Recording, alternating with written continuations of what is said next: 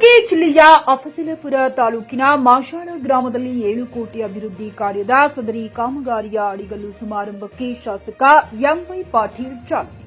ಲೋಕೋಪಯೋಗಿ ಇಲಾಖೆಯ 2024-25ನೇ ಸಾಲಿನ ಕೆಕೆಆರ್ಡಿಬಿ ಮೈಕ್ರೋ ಯೋಜನೆಯಡಿಯಲ್ಲಿ ಅಫಜಲಪುರ ತಾಲೂಕಿನ ಜೇವರ್ಗಿ ಬಿ ಗ್ರಾಮದಿಂದ ಮಾಶಾಳ ಗ್ರಾಮದವರೆಗೆ ಡಾಂಬರೀಕರಣ ರಸ್ತೆ ನಿರ್ಮಾಣ ಕಾಮಗಾರಿ ಅಂದಾಜು ಮೊತ್ತ 3 ಕೋಟಿ 50 ಲಕ್ಷ ರೂಪಾಯಿ ಹಾಗೂ ಅಫಜಲಪುರ ತಾಲೂಕಿನ ರಾಮನಗರ ತಾಂಡಾದಿಂದ ರಾಜೀವ್ ನಗರ ತಾಂಡಾವರೆಗೆ ರಸ್ತೆ ನಿರ್ಮಾಣ ಕಾಮಗಾರಿಯ ಅಂದಾಜು ಮೊತ್ತ 3 ಕೋಟಿ 50 ಲಕ್ಷ ರೂಪಾಯಿಗಳು. ಹೀಗೆ ಒಟ್ಟು 7 ಕೋಟಿ ಅಭಿವೃದ್ಧಿ ಕಾರ್ಯದ ಸದರಿ ಕಾಮಗಾರಿಯ ಅಡಿಗಲ್ಲು ಸಮಾರಂಭಕ್ಕೆ ಅಫಜಲಪುರ ಮತಕ್ಷೇತ್ರದ ಶಾಸಕರಾದ ಎಂವೈ ಪಾಟೀಲ್ ಜಿ ಪೂಜೆ ಸಲ್ಲಿಸುವುದರ ಮುಖಾಂತರ ಚಾಲನೆ ನೀಡಿದರು.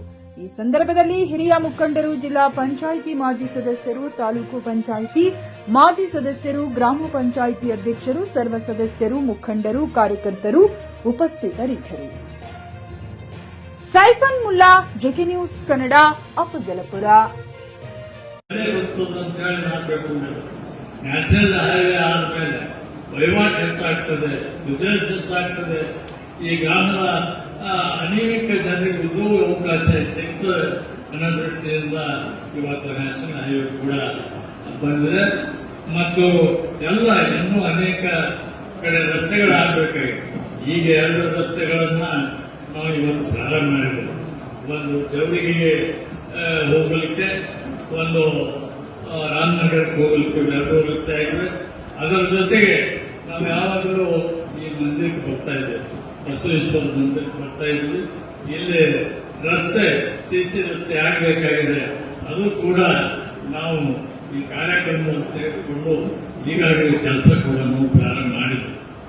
ಆದ್ದರಿಂದ ಇವತ್ತ ಈ ಕಾರ್ಯಕ್ರಮವನ್ನೆಲ್ಲ ಭಾಗಿಯಾಗಿದ್ದೇವೆ. ಅನೇಕ ಬೇಡಿಕೆಗಳನ್ನು ಕೂಡ ನೀವು ಇಟ್ಟಿದ್ದೀರಿ.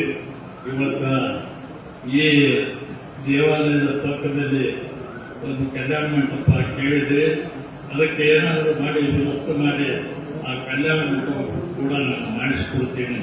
ಇವತ್ತು ಹೇಳಬೇಕು, ಮಾಡಿದ್ರೆ ಮಿನಿಮಮ್ 8 ವರ್ಷ ಅಂತ ಬರ್ಬೇಕಲ್ಲ. ದಯವಿಟ್ಟು ಅದರ ಬಹಳ ಗಂಭೀರ ಸಂಗತಿ ಇದೆ. ಇದು ನೀವೇನಾದ್ರೂ ಹಿಸ್ಟ್ರಿ ತೆಗೆದ್ರೆ ಅದಕ್ಕೇನು ಸತ್ಯ 30 ಕೋಟಿ ಹೋಗಿದ್ದು 50 ಕೋಟಿ ಹೋಗಿದ್ದು ನನಗೆ ಗೊತ್ತಿಲ್ಲ. ಪರಮಾತ್ಮಗೆ ಗೊತ್ತಾದ ವಿಷಯ. ಹಾಗಾಗ್ಬಾರ್ದು.